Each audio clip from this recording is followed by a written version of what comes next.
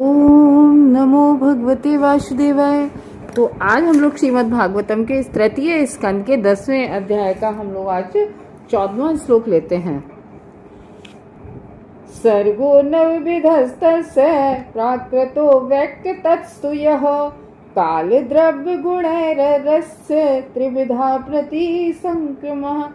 तो इसमें कह रहे हैं सर्गो नवविधस्तस्य। सर्ग मीन्स होता है सृष्टि करना, सृष्टि, और किस तरह से होती है? नौ विधि से। नवविधस्तस्य, नौ विधि से जो सृष्टि होती है। कैसी? प्राकृतो वैकृतस्तुषु, यानी कि प्राकृत यानी कि भौतिक, और दूसरी वैकृत यानी कि भौतिक प्रकृति के गुणों के द्वारा। तो यहाँ पर इस श्लोक में ये बताया जा रहा है कि जो सृष्टि होती है वो कैसे होती है? वो 9 विभागों में होती है। एक हम लोगों ने पहले ही जाना था कि पूरी सृष्टि जो है, जो सर्ग विसर्ग होती है, वो पूरी सृष्टि ब्रह्मा जी नहीं करते हैं, भगवान कर देते हैं। और उसके बाद में जैसे जो ब्रह्मा जी ना तो जल बना सकते हैं, ना वायु की सृष्टि कर सकते हैं, ना आकाश की। तो ये जो पंच महाभूत हैं, और क्योंकि हम लोगों ने सुना था ना पिछले श्लोक में कि ब्रह्मा जी जब इस कमल नाभि से निकले तो उन्होंने क्या देखा? उन्होंने जल देखा, चारों तरफ जल था। उन्होंने आकाश देखा, उन्होंने वायु देखी, ऐसे करके हम लोगों ने पढ़ा था। तो ये चीज़ें तो पहले से ही भगवान सृष्ट कर चुके हैं। अब बता रहे हैं कि 9 विभागों में किस तरह से सृष्टि की है। तो जो गुणों की परस्पर, गुण मतलब गुणों की परस्पर अंतरक्रिया, सतोगुण रजोगुण तमोगुण, इन तीनों गुणों की जो परस्पर अंतरक्रिया होती है, उसके फलस्वरूप स्वाभाविक रूप से जो घटित होने वाले जो सृजन है, वो यहाँ पर बताएं कि 9 प्रकार के अन्य सृजन भी होते हैं। तो सनातन काल, भौतिक तथा मनुष्यों के कार्य के गुण के कारण प्रलय। और प्रलय कितने प्रकार की होती है? प्रलय 3 प्रकार की होती है। हम लोग इस श्लोक में जानेंगे कि प्रलय किस तरीके से 3 प्रकार की होती है। तो 3 प्रकार की प्रलय के कारण क्या है? देखो, एक तो ये है कि संपूर्ण ब्रह्मांड के प्रलय के निर्धारित काल का कारण, जो 3 प्रलय होती हैं, तो पूरा जो ब्रह्मांड होता है, पूरे ब्रह्मांड का एक पूरा समय होता है कि भैया देखो, ब्रह्मा जी की आयु पूरी हो जाएगी, पूरे 100 वर्ष हो जाएंगे जब ब्रह्मा जी की आयु के, तब प्रलय हो जाएगी किसकी? पूरे ब्रह्मांड की। फिर सेकेंड तरह की प्रलय कैसी होती है? अनंत के मुखारविंद से निकलने वाली अग्नि के कारण। जो अनंत किसको है? कौन? शेषनाग।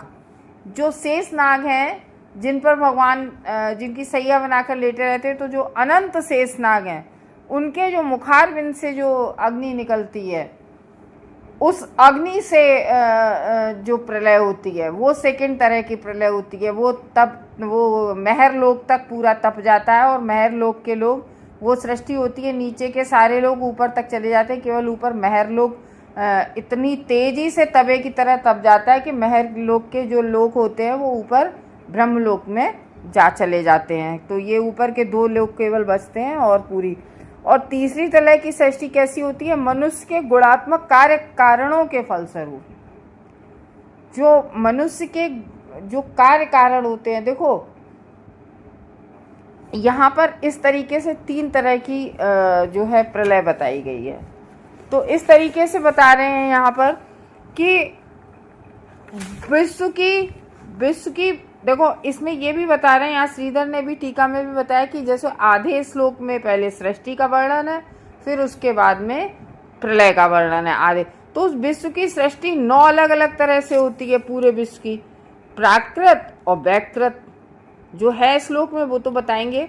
तो प्राकृत और वैकृत, तो इस तरीके से इसमें इस श्लोक में 2 तरह से ये बताई गई है। फिर उसके विभाग 9 किए गए हैं। तो जो जितने लोकांतर आपको दिख रहे हैं, ब्रह्मा जी ने एडजस्ट कर दिए हैं। तो जितने ग्रह, नक्षत्र, लोकांतर, ये सब भगवान ने ही बना दिए थे। तो जो प्राकृत वैकृत है, प्राकृत भगवान ने की है और वैकृत ब्रह्मा ने की है ना। जो प्राकृत सृष्टि है वो भगवान ने की, और वैकृत ब्रह्मा ने की। हम लोगों के शरीरों को सबको ब्रह्मा ने दिया है। तो इस तरीके से जो सृष्टि प्राकृत व्याकृत दोनों प्रकार की होती है वह 10वीं फिर सृष्टि होती है, यानी कि जो जिसमें दोनों मिला जुला होता है, प्राकृत व्याकृत दोनों, तो उसको 10वां गिना जाता है। तो इस तरीके से इसमें बता रहे हैं कि और केवल काल द्वारा ही ये नित्य प्रलय होती है। हम लोग कहते हैं देखो भगवान कुछ भी नहीं करते, हम लोग कहते हैं कि इस जगत में जो भी कुछ हो रहा है वो भगवान कर रहे हैं, लेकिन ऐसा नहीं है कि भगवान अपने हाथों से आके कर रहे हो। जिस प्रकार से एक राजा होता है कि राजा पूरे राज्य को चला रहा होता है, लेकिन ऐसा नहीं है कि हर जगह जाके वो खुद ही अपना काम कर रहा हो। उसके कई विभाग वो डिपार्टमेंट बनाता है कि तुम ये कार्य करोगे, फिर उनके मंत्री बनाता है। उसी तरीके से भगवान है, भगवान ने भी अलग अलग सारे डिपार्टमेंट हैं, अलग अलग देवताओं को अलग अलग कार्य सौंपे हुए हैं। तो ये सब भगवान की वो तो ठीक है, लेकिन जो यहाँ सृष्टि काल में क्या होता है, तब कोई देवता तो होते नहीं है। तो सृष्टि काल में क्या करते हैं, भगवान की जो शक्तियाँ होती हैं, जैसे भगवान की काल शक्ति ही प्रलय लाती है और भगवान अपनी काल शक्ति के द्वारा ही सृष्टि कार्य करते हैं। तो इस तरीके से और एक नैमित्तिक प्रलय संकर्षण की, ये इसको जो संकर्षण वाली द्युति है ये इसको नैमित्तिक बोलते हैं। तो और एक जो हमारे इसमें 3 तरह की प्रलय की गई हैं, लेकिन एक को जो है हमारी भागवतम में बताते हैं कि आत्यांतिक प्रलय होती है। वो कब होती है, वो केवल हमारी अपनी पर्सनल अपने शरीर से संबंधित, यानी कि वो कैसे होती है, जब हम अपनी देह त्यागते हैं। देह तो हम लोग हर जन्म में त्यागते हैं, लेकिन जब हम जन्म मृत्यु के चक्र से छुटकारा पाकर देह प्राप्त करके वैकुंठ धाम जाते हैं, वो हमारी आत्यांतिक प्रलय होती है। और वो किसी काल के प्रभाव से नहीं होती, हमारे कर्मों के प्रभाव से होती है कि हमने कितनी भक्ति की है, और उस भक्ति से हम अपने देह त्याग के सीधे भगवत धाम जाएंगे। और क्योंकि ये जब हम वैकुंठ धाम पहुंच जाते हैं तो हमें फिर प्रलय सृष्टि इससे कोई मतलब नहीं होता, चाहे सृष्टि होती रहे, चाहे प्रलय होती रहे, कुछ भी होती रहे। अगर हम एक बार वैकुंठ धाम चले गए, फिर कोई इस भौतिक जगत से कोई सरोकार नहीं रहता है। तो इस तरीके से इसमें बता रहे हैं कि जो भगवान किस तरीके से सृष्टि करते हैं और ब्रह्मा जी हम लोगों के शरीरों की। तो इस तरीके से हम लोगों ने इसमें जाना प्राकृत और वैकृत 2 तरह की सृष्टि होती। केवल ब्रह्मा जी केवल सृष्टि नहीं करते हैं, पहले तो सारे इंग्रेडिएंट्स जो है वो भगवान तैयार करते हैं और भगवान फिर सारे ग्रह नक्षत्र और ये पंच महाभूत हैं और इस तरीके से सब भगवान इनको करते हैं। फिर ज्ञानेंद्रियां हम लोगों की भगवान करते हैं, फिर अधिष्ठाता उनके देवता, ये सब भगवान के द्वारा होता है। फिर मन तथा कर्मेंद्रियों का उदय होता है, ये बारी बारी से होता है। मन और कर्मेंद्रियों का जब उदय हो जाता है, फिर मन का अधिष्ठाता देव कौन है, मन का ज्ञान है। मन का अधिष्ठाता देवता कौन है, ज्ञान है, ठीक है, जो ज्ञान शक्ति से आता है। तो इस तरीके से पहले जब सृष्टि का शुभारंभ होता है तो सबसे पहले महत तत्व होता है, फिर उसमें से क्षोभ होकर प्रधान होता है, फिर प्रधान से इस तरीके से मन बुद्धि अहंकार, ये सारे इंग्रेडिएंट्स भगवान अपनी काल शक्ति के प्रभाव से करते हैं। अच्छा, अहंकार भी 3 प्रकार का होता है। ये अहंकार 3 प्रकार का होता है और तीनों प्रकार का अहंकार जो होता है वो हमारे प्रकृति के तीनों गुणों से प्रभावित होता है। तो पहला सात्विक अहंकार होता है, उसमें किसका अहंकार होता है कि ज्ञान का अहंकार होता है कि हम ज्ञानी हैं। तो जितने भी ये बहुत सारे धर्म कार्य करते हैं तो उन्हें अहंकार हो जाता है अपने ज्ञान का। और दूसरा क्या होता है, राजसिक अहंकार। 3 प्रकार के अहंकार होते हैं। दूसरा राजसिक अहंकार होता है, इसमें क्या होता है कि मन इंद्रियों के नियामक देवता बुद्धि होती है, ठीक है, और कर्मेंद्रियां। और तामसिक जो होता है तो तामसिक में तनेंद्रियां और ये जिसमें सुगंध इत्यादि ये सब प्रकट होते हैं। तो वही इसमें बता रहे हैं कि नियमबद्ध सृजन तथा संगार परम इच्छा भगवान के ही फलस्वरूप होती है। भौतिक तत्वों की जो अन्योन्य क्रियाओं से अन्य सृष्टियाँ भी होती हैं जो ब्रह्मा की बुद्धि के द्वारा घटित होती हैं।